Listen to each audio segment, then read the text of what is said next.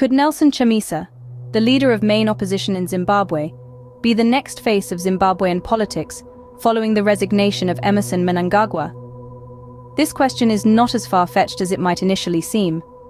Chamisa'S political strategies have been marked by a keen understanding of the country's socio-economic climate. He has consistently championed the needs of the ordinary citizen, focusing on employment prospects, affordable healthcare, and quality education. Moreover, Chamisa has made substantial efforts to engage with the international community, pushing for foreign investment and the lifting of sanctions on Zimbabwe. Public opinion of Chamisa is somewhat divided. On one hand, he is seen as a beacon of hope, a fresh face who could bring about much-needed change. On the other hand, there are those who question his ability to lead, citing his relative lack of experience and his sometimes controversial statements.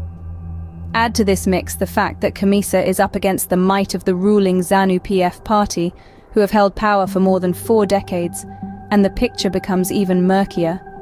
Yet there is a sense of change in the air, a feeling that the Zimbabwean people are ready for a new chapter in their history. To recap, Chamisa'S chances in the upcoming elections hinge on several factors.